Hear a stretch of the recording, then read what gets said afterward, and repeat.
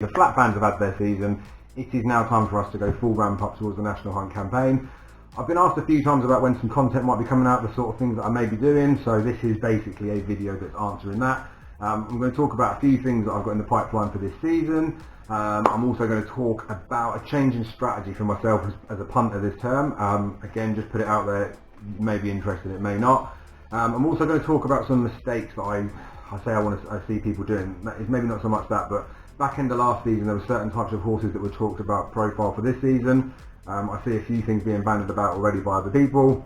This isn't to knock what other people put out there, and of course people will say it's not all about Cheltenham, but when we're talking about horse racing and we are looking towards end of season targets and potentially from an anti-post punting perspective, I just want to reiterate a bit in that section about just don't make the same mistakes over and over, maybe take a few things with a pinch of salt. And then also I'm going to talk about some other sources of vital information. So the BHA website's there for a reason, OHRB's there for a reason, but I'm going to talk away from website stuff, or more to do like more of the mainstream stuff. I'm going to talk away and talk about sort of content producers, other people that put things out there, because it's really good to see how varied and how much information is out there for us to talk about, battle about and have a listen into. And then there's a few other websites as well that I'm going to talk about, which I think will be helpful to a lot of people out there. Obviously I can't mention every single person that's out there. I'll mention as many as I can. I'm doing this sort of off the cuff.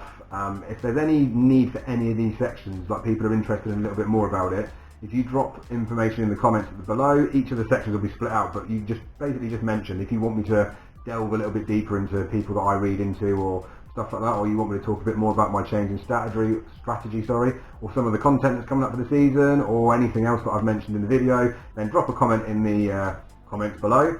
And we'll move on to each of the sections. Before we do that though, quickly, I will just say, look, for me, the only thing that benefits me on YouTube is you guys watching it and getting your guys' feedback. Comments always help, it's good to get the interaction between you guys. Likes always help the video, and of course if you could subscribe as well, that's handy. So I won't keep saying that over and over again, but please just like, subscribe and chuck a comment in for the videos, just so that it can spread the awareness and maybe a few more people might get it. Anywho, enough plugging me. I'm going to move on to the first section, which is talking about some content coming up for the beginning of this season. Hello, I've been expecting you. Content for the season, how good was that?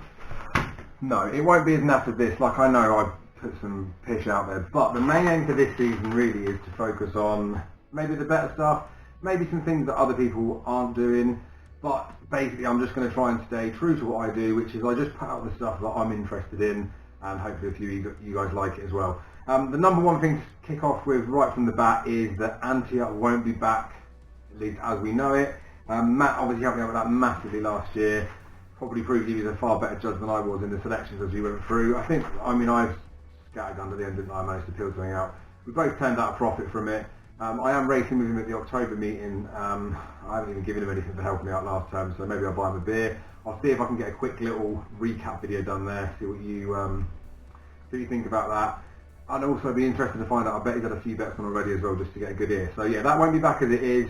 Kind of comes onto the strategy section next as well, but I think I've got some stuff in the pipeline that we might do in terms of an anti-post thing. I've done the Cheltenham mental thing for quite a while now, and I've always been reluctant to put the tips out there and like blatantly say like this is something to back at a price. I prefer just to give my opinion, talk about stuff, and then people can make their own decisions off the back of it. But I get that, you know, that's not necessarily what people want. So yeah, just like you know how life goes, that we've all got commitments to go on there. Matt, like it takes a lot of time for us to do what we do. Like it's hours to record, takes me a little while to edit, takes me some time to upload. It did help with us going live last year, but even just the prep and stuff in between there, like especially the way the world is now going back to normality, we're both a bit busy and Matt just won't have the time for it. So thank you Matt for all your help. I'm sure you guys will appreciate what he did for us last season. Like his insight was the bollocks. But yeah, so that won't be as it is. I'll still be doing some like mini previews for when I'm going racing as well and bigger meetings, so I'll talk about the ones that I like. I'll still get Jamie on board. I might occasionally be able to get Matt Sweets into something on there. I mean, I won't agree to that yet, but who knows. And then Darrell as well. I'm hoping I can still do some bits with Darrell. Obviously he's big high flying now with lots of stuff going out for Betfair, lots of stuff going out for GG. Like he's smashing it. It's his first proper year last year of essentially being professional in the game. And yeah, things are going well for him. It'll be interesting to catch up with him at some point as well and get a bit of a feel for how he got through that first year, because we're mere mortal punters having a go on the weekend, having a crack, aren't we? And he's made that transition to give up a day job of security to go into the unknown. I mean, admittedly, I know he's producing written content as well, but it goes with the territory. Like, if you're producing content and you're crap, then it's not going to last. So he took the plunge, he's done well. So yeah, hopefully we'll get some more stuff out with DC. But yeah, I'll do the usual stuff. There's a few race days that I've got planned as well. I'm going to try and maybe get a bit more of like the different vibe I might go for is a bit more of like a build up for the day. So when declarations come out, I might talk a little bit about what I'm looking at form-wise, the ones that I like, and the build up of prep that I might do to a race day. And I'll come on to like my changing strategy as the next section. But yeah, that may be of interest when I come to talking about stuff that I do in there. So yeah, for content for the season, it'll be fairly similar to last year, just without Matt and the anti-up stuff. It'll just be me talking like I always do, whether you like it or you don't. And then also another part later on, we'll talk about other content and things like that. Like, if anyone ever wants a conversation about horse racing, just send me a message. Like, I'm happy to chat. I know people don't necessarily always have the confidence to go on camera and do it, which is fine, don't have to do it. Like, I'm happy to just talk horses, but that may progress into something. Like, any of you guys that put stuff into the comments, if anyone wants to come on board and do anything, then by all means, it's like an open forum, innit? I just like talking horses, and I think you guys maybe get that vibe as well. So, content for the season, there's no real massive structure for it. We'll see how things go. But if there's anything that you guys would like to see me do, then drop that in the comments below. If there's anything you want to see me not do, drop that in the comments below, and I'll make sure I do a bit more of that. The next part I wanted to talk about a little bit was a change in strategy for me. So, long story short, I had a change in my life, not last season, the year before. Me and the boy's mum separated, all amicable, just one of those things, unfortunately just didn't pan out. With that, I lost a lot of betting accounts. There was a small transitional period where it was manageable, but not so much anymore. I've exhausted quite a few friends over the years for other betting accounts, and I could probably still get hold of a few. But especially when it comes to the strategy that I play for the anti-post punting for Cheltenham, I don't know exactly how many years I've been doing it for now, but like it's 15 plus where I've been betting anti-post on Cheltenham seriously, and I've made money every year out of it. It's varied how much or how little, but it's a nice little hobby and it's a nice little bit of cash on the side. With the strategy of it, like, I definitely have found more and more recently that I'm quite happy to back a few horses in a race. I think you have to. You're getting decent value. Even the year that Footpad won the Arkle, there was 4 runners that were in there. Footpad, I think St Calvados, Brain Power and Petit Mouchoir. And I backed the 4 of those, 33s, 40s, and I think 33. So I had all 4 of them at those prices. Like, you're betting at like 12% for a 100% market. So it wasn't quite balanced out exactly 11 stakes. But that's just an example. That obviously sounds like I'm gloating. But what I mean is I'm not afraid to back multiple horses. Now, within doing that, and especially with the value side of things, like, you need to have multiple accounts to get on, and you need to get on fairly quick as well. So with work, I'm fairly busy with my day job. Although working from home, you'd think it would be easy for me to get on and use my phone and stuff, and obviously to a degree it is, but I'm just wanting to work, like, it can't be a focus. Like, I can't be spending as many hours scrolling through forums, waiting for text messages from people, etc. So I feel like it's all come together at the same sort of time, like losing a few accounts. I'm bungled a couple this summer, which I've now lost because of dogs. I've got like an old Bet365 account, which I'm pretty sure they're only letting go because there's some youthful losses in there back in the day. So, like, basically, I can't commit to being able to get all these bets on, being able to cover the way that I like to play. I could lose a Bet365 account in a couple of months and not be able to get any more anti-post on.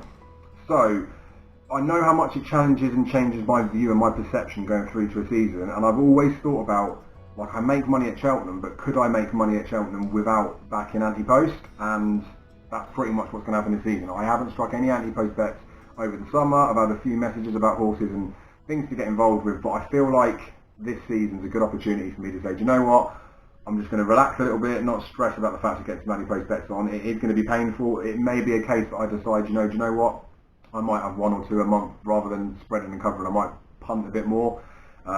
We'll see how that goes as the season goes on. So, like, if I do decide to produce some content where I'm giving anti-post advice, I'll make it very clear at those points that if I'm telling anyone to back anything as in an actual tip, that I would be putting money on myself. So I don't want you to think now if I change in a couple of months' time and I'm doing something different, it just won't be the same as it normally is. Like, I won't be scattergun approaching like I usually do. I'm quite excited about that, to be honest with you, because I want to know how I read races when it comes to the festival without having an interest in it. Like, it's very easy when you sat there, like I say, with the Arkle market, with your footpads and all those, backing them all miles in advance, and you make a decent profit out of it. You sat there risk-free. It's an easy race like that, but they don't all pan out like that. I tend to do better in those graded races, the ones where I have been able to scattergun and get on the right side of the market. So the handicaps and some other races, maybe I could do better in those with it, but I don't know. I want to see how it goes. And with that strategy, I'm also changing the way that I punt, almost like I say weekly on a monthly basis. Like, I don't have that many bets. The bigger meetings, anyway, time there's a bit of a classy stuff, like I'll have more reasonable sized bets. Like Chepstow opening meeting this weekend, like there might be a few value ones that I'll get stuck into, horses that I know are going to be nibbled and I can maybe trade out of them. But I don't want to do any of that stuff this season. Like, I haven't got not the hunger for it or the appetite for it. It's the fact that I want to try a slightly different method, because I've always found there's a few bets a year, and I say a few, like I reckon there's probably 10-20 bets a year where I really fancy something, so I'm going to start getting stuck into a few. So I'll talk about that more as the season goes on, like when anything comes to fruition out of it. But basically, I'm looking at, rather than having, like I've already said this to everyone before, I'm a £25 a point man, and I don't really fluctuate my points. Like, I just back something. Every now and again there's something that I back, and I might end up having £250, £500 on a horse. And like, from a staking perspective, I know that you want to be more sensible, you want to be more level with it. I know it's better to bet loads of horses because the variance falls out of it, but just because people say that, I want to test something slightly different. So I'm going to start hammering a few horses as the season goes on, but sort of enough talk about that. That's my strategy change for the season. I want to be open about that, because you'll notice a difference in the way that I'm presenting myself through the videos as well. Like, I'm still going to talk about horses that I fancy, but again, I've never really wanted to put myself out there as a tipster, and I know that's ridiculous to say, because I do some stuff that would be perceived as being tipping. But even when I do my Cheltenham previews, if I'm just walking the dog and talk about the stuff that I fancy, I'm giving you my opinion of a race, take it or leave it. That's not me saying these are all going to win, lump it all on, but I get that some of you may trust my view and may think you want to have a few quid on it, and by all means, that's your choice, isn't it? That's your responsibility. But I do accept that as a content producer, for the few people that might watch this anyway, that some people will listen to what I say and use it as punting or something. So at any point where if I lost the conviction to think that I'm not capable of doing this, like, I know what I'm talking about. I'm not saying I know everything, I'm not saying I get everything right, but I'm confident enough to say that if I say I fancy these few horses, I've got a valid enough reason to suggest mentioning them, and I will make it patently clear, like I've done before as well, that if I fancy a horse, or I think a horse will win a race and I think the price is crap, I'll tell you that as well. And I'll also mention just at the prices if that's the reason why I may be backing something. So I'll continue in that sense, like talking the same way as I have. I'll just be changing how I'm punting a bit this season. But again, when I fancy something, I want to get stuck into something, I'll definitely let you guys know about it. So we can move on to the third section now, which is basically talking about some mistakes and things that I know I can see people starting to do it, and I just want to get it off my chest early doors. Save myself for it. So without further ado, so this section about the mistakes that are being made, right? Just want to clarify right from the off. I'm trying to do this not short and abruptly, but I'm just trying to keep this concise. This isn't a dig at anybody for doing anything. It's just a friendly reminder that, like, we've all been there. We've all been really excited about certain types of horses that, in hindsight, maybe we shouldn't get as excited about. And I've touched on the fact that people may say that it's not all about Cheltenham, and I get that, but you know when a horse wins a certain type of race, and then it maybe runs well in another type of race, like the foresight then comes in, you think, oh, it's a Tolworth winner, it could be a Supreme horse. It's gone and won the Tingle Creek, of course it's going to win a champion chase. It's won the Howden Gold Cup, it's going to be a Ryanair horse. It's just the natural progression of what happens. So, and I get that stats are there to be broken, all those sort of things, but I just want to say this right at the start of the season, just to get it ingrained in. Doesn't mean that it's gospel, does not mean that nothing can change out of it, but it's just worth reiterating before the season starts, especially when we're seeing horses to follow list, people getting excited, people sticking out their post punts on, that there are some mistakes that I think are made over and over again. The three buckets of, I say mistakes, the three things I just want to talk about, probably in the rank of where they are. I think for this season, because there's a couple that are spouted about, like Siblings is something to make note of. Like, obviously they fetch a lot in the ring. There's a reason for that. They're exceptionally well bred. But when it comes to Cheltenham Festival winning Siblings, there's only, I don't know exactly how many, there's like a handful maybe that have come from the same dam. I think Long Run's the last, most recent. Is it Libertina that was a couple of times Cheltenham. Like Long Run's the most recent one I can think of. There is a Racing Post article that was written years ago that I'll find the link for and I'll stick it in the description. Worth having a little look at. But basically, we know this, we've got a Do Start and we've got a John Bond going this season that everyone's been going absolutely nuts for. We had Flint to Sacra last season. And I get that these horses have got a reason to be hyped up, and I get that there's a reason why we like them. Arctic Warrior, sibling to Arctic Fire around today, maybe something was amiss, but that pulled up as a short price favourite. Like, these horses are going to be over bet, and these horses are going to be fancied for races on the back or off the back of their relations. Now, if you get a Cheltenham Festival winner bred by a dam, like, you'd like to say, well, she's that good that they're going to produce him again. It doesn't quite work like that. So I just want to put that in there as a first off thing that, like, I love a sibling as well, but maybe you want to pinch of salt when it comes to Cheltenham. Look, it's hard enough to get the festival winner in the first place, and then it's tricky again to get in there with the breeding lines. Doesn't mean that it can't be done by any stretch of the imagination. I just want to put it in there. Like, I know what we're like as people. We get excited, especially when we get affiliated to a horse that we like, and we can end up enhancing their credentials rather than looking at them as a level playing field. Like, without any rudeness coming from it, they're just another racehorse that's done just what they've done. Like a John Bond, for example. Yes, it's what could have been with Douvan, I guess, is probably the question mark, isn't it? But you've got to judge these horses on their own form and in their own right. And yes, it's interesting when they go to the racecourse because they're a sibling. By all means, keep an eye on them. But from a punting perspective, or maybe looking at longer term targets, don't overvalue their performances because of what a sibling's previously done. Next one to move on to is like 4-year-old jumpers. So 4-year-old hurdlers that are now going either next season over hurdles. So your Goshen's going in there. I know Espoir de Lamb won. Champion Hurdle, there's been others, Catchy, etc. And then we'll talk about 5-year-old jumpers that will be going over fences this season. So Monreal's the one that jumps out like a sore thumb. Impressive at Aintree, absolutely no doubt about that. But as I mentioned before, the Aintree, I don't know if I actually did mention before, but like, Cheltenham's the pinnacle. It's where the Irish and the English come against each other. Aintree's grade ones last season. There was a couple of good performances in there, but you could argue a lot of them come out as like a grade 2 level in the grand scheme of things. And this isn't to knock Monreal in the slightest, but I know lots of people talk about him as an Arkle type horse, and it could happen, but 5-year-olds don't really win Arkles. The allowance, the weight for age stuff's changed since previous horses did it years and years back. It's just very, very hard for those types of horses to do it. Doesn't mean that it can't happen, but again, it is very much something you need to take into consideration, that the more likely profile is that a 5-year-old isn't going to be winning a champion hurdle, a 5-year-old isn't going to be winning a novice chase at Cheltenham. And yes, be excited about them, and yes, it's not just all about Cheltenham, but please, please, please do take it into consideration. Especially for these horses that have had things gone wrong with them, like, and this is obviously after time, but Espoir de Lamb, like, I had a good bet on him for the Triumph when he didn't come over. It was behind Farclas and Mr. Adjudicator, was it, for Willie Mullins. There was the race at the Spring Juvenile, I think it is, where Espoir de Lamb went wrong. And maybe that injury did him a favour because he had the break, missed Cheltenham, but we didn't have the prep there. But the season after, when he was taken into a Cheltenham Festival, and obviously went, which on paper looked a really good champion hurdle, Blue Verdere, Applejack Arena in there, he'd been quietly sort of developed, so he'd gone into his grade 3s and he won those types of races. Fairly straightforward is what I'm trying to say, is that he's progressed, and nothing too much was asked of him. Someone like a Goshen as well, and again, this sounds rude, but there's certain profile types of trainers that are going to do well. So Monreal, brilliant with Paul Nicholls, especially the jumpers. But go talk about going more like take Goshen out for a walk around the Tesco car park and stuff like that. Like, it's ridiculous stuff. So if a horse needs that sort of tweaking doing to it at that sort of an age, it's a warning signal. I've whittled too much about the 5-year-old thing. Just please, please, please, just don't put me. I'm not trying to put you off back. I'm not saying that they can't win these races, but they're. Again, it's easy to get overexcited about some of these types of horses when really the 4-year-old form that they've run in isn't that great in the first instance. Another one to talk about is the injuries and horses making comebacks. Now, Top of the Game is out again for this season. I know there was a few people already talking about him for a Gold Cup. People were messaging me about him, and obviously as an RSA winner, I mean, he's only win over fences as well. Like he's a nice horse, isn't he? Like a big, big horse. But I did something with Darrell a couple of years ago. He did Chepstow. Last year we did Chepstow live because of COVID. The year before we were at Chepstow, and I did like a little interview thing, and just starting off the YouTube page.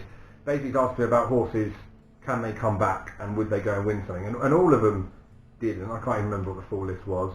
And that was even a point where I said to him, like, that was when Altior started to decline, and I said to him, do you think Altior, like, bank will blow out this season? And he did pitch there that he's have a bit of a merry season. But yeah, there'll be lots of horses that maybe missed last season. missed part of it, that have had little bits of injuries, and obviously it's different for every single horse, but some of the bigger names, like Sprinter Sacre making a comeback, he's one of the greatest horses in just recent times full stop. Like, he's well up there with like a Kauto. Like, it takes a very, very, very special horse to come back from a serious injury or any level of an injury. There's lots of them. I mean, Carl Hinchey talks about it loads on Twitter, doesn't he, about these small tendon injuries, like how small it actually like a tiny one. At the end of the day, it's a tendon injury. But there's these issues that horses will get, that are potentially reoccurring, potentially going to cause them issues. And in the small window that horse races have as they race in life, for progression in terms of training, if you have to miss out 6 months, a year, or however long it is, then it's going to affect potentially how good you could progress, and that plane of whether you're going to actually reach the peak that you could, whether you can get back up to it, or whether you're going to plateau. And some horses it may not affect, but just those horses that do miss a season, like, I know the experience and the age and growth can help sometimes. Like, you can get some horses like an Appreciator last year that went and did the Supreme, bucked a load of trends because of his age, but obviously the fact that he'd had that time out, he was a bit more forward, maybe stood him in better stead, I don't know, but it isn't the biggest thing in the world. But just please just remember, these horses that have missed maybe a whole season or have had a bit of a niggle, that really, really tread lightly with them. And even if they come back and make a banging performance, like look at what Douvan did when he came back on that comeback run, very easy to get overexcited about those ones. And again, this is more the fact that I know that people like an anti-post punt. Just please be mindful of horses that have had injuries, because it can cause us a bit of an issue. And I've seen it on a few, I mean, this isn't, again, not a dig on anyone, because they're horses to follow and they're not always saying for a certain reason. They will probably caveat it saying you need to be careful with them, but there's lots of horses that have been chucked in there, these 4-year-olds, that'll be 5-year-old in January. We've got lots of these horses that have been injured, potentially making a comeback that people have got on their list. And again, for whatever reason, it's fine, but I'm just saying it because of that. And then also we've got lots of these horses that are related that everyone will be getting excited about. So I just want to say it, whether I'm right or wrong, open to debating it. Drop in the comments if you think that I'm talking about a faff.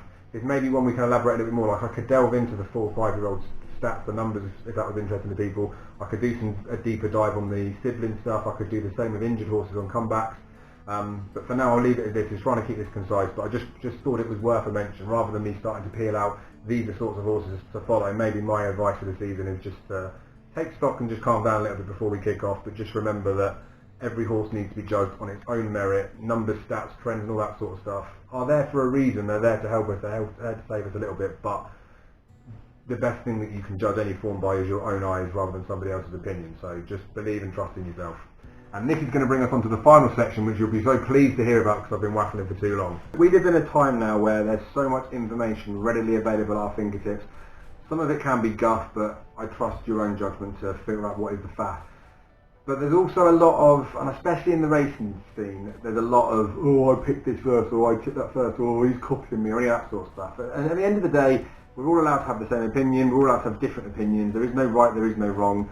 But it's nice to hear balanced arguments from people that we maybe respect and people's opinions that we do value. And with that as well, people can progress as the years go on. Like, I'm sure all of you are better punters now than you were 5 years ago. So these people that are putting content out there can be getting better year after year anyway.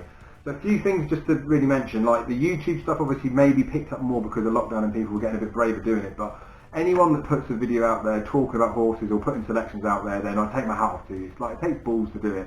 When I first started the Cheltenham Mental stuff, I was always just hiding behind the Cheltenham Mental thing. The main reason for the Facebook stuff was just to basically get declaration stuff, information that I was getting from other places, just to put it out to the mass, because I never found on Facebook that there was a racing stream that was doing that. Twitter's fantastic, but you've got 5 or 6 people telling you horses have been declared the next day, 5 or 6 people telling you there's been weekly ratings changes on horses, and stuff like that. So you can get your information from places, but the content and stuff that goes out there is another level.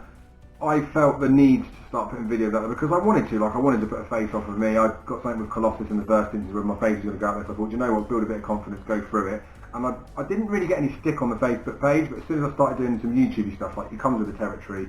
And I get that I'm not everyone's cup of tea, I get that people disagree with me, but it's difficult to take in the first instance, but you get a bit harder face as time goes on. And I'm glad that I went through the transition of sticking with it and still doing it, because just life, isn't it? The way that things go, people just don't go with people disagree, and not everything is a personal attack. Like, if I'm out here putting these bits of information out there, or my opinion out there, then I'm putting myself at a position where I want people to not argue with me, but I want people to be honest and give me feedback about that, because I might be talking shit half the time. So comment below if you think I'm talking shit.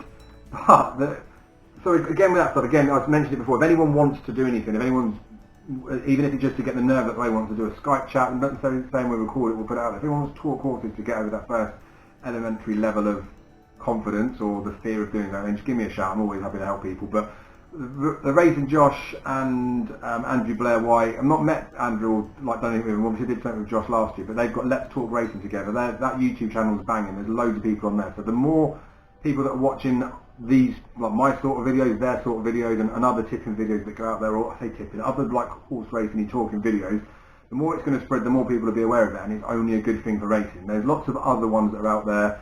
Mark Mackay does one. I've probably got to say his surname wrong. And what's the other guy? Oh, I feel bad now because I'm forgetting some people's names. I was talking to him loads. We were doing stuff. He does stuff with Mark. I'm sorry, Gary Sibbs. Sorry, I nearly forgot your name. But there's tons of people out there, so I can't mention everything. I saw Jake Price Race, who's got the best layout of a tip on Twitter. His face came out. I don't know who the guy is, but someone's doing like some Twitter tips to video stuff. Like, it's really good to get all of this content out there, because again, it's just different people's opinion, and I think you can sense so much more from someone when they're talking. You can see how they are about a selection than you can when it comes in written form. Like, anyone can put the phrases in there about, you know, just the classic textbook phrases, the last day, all those sort of things, but you can tell when it comes natural, and you can tell when, you know, when they really fan something, I think. So the video content I'm all for. There's loads of stuff on the YouTube stuff. Go check out all the other people that I may have mentioned. Comment in the stuff below as well, anybody out there that you think's worth following, so everybody else can see it. Like, the point is, it's supposed to be like a racing community. Twitter-wise, I've already mentioned that, but I'll dig into that a little bit more. I'm off to Aintree. I've mentioned that before. There's a guy on there, Graham, the form analyst. Now, I spoke to him a bit. He's made money over a long time betting and laying horses. Like, basically, he knows value when he sees it. Very risk averse, so he lays out of it. But there's some threads that's been on his page, which are incredible to read. Like, the amount of information he divulges, it's really good. It's really interesting if you're interested in trying to punt and trying to make it pay.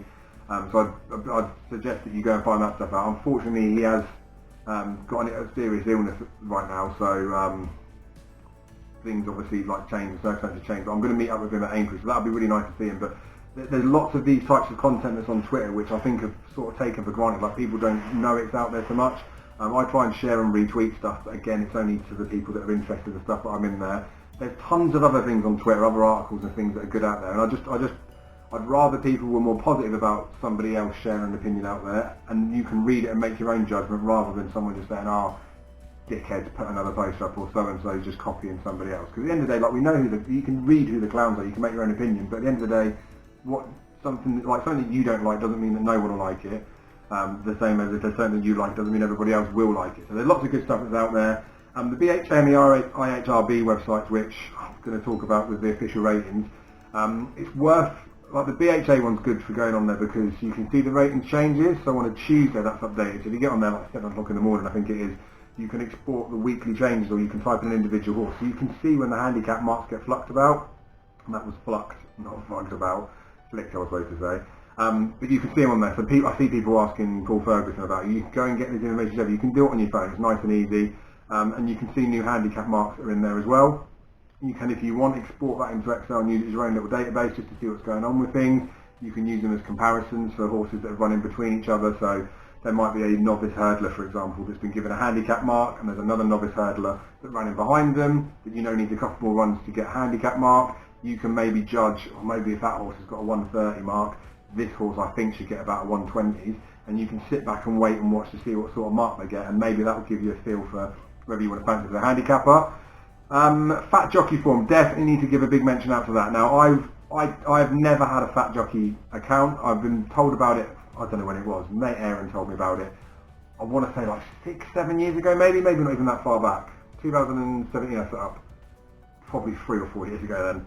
I think I had heard of it before. Anywho, the lads are on there, like, the knowledge is unreal. Like, these guys, whether it's inside information or whatnot, I don't know, but the horses that are being targeted for big races, like all the big bets that go on, and lots of the big bets that came out last season was stemmed from information that came off of there.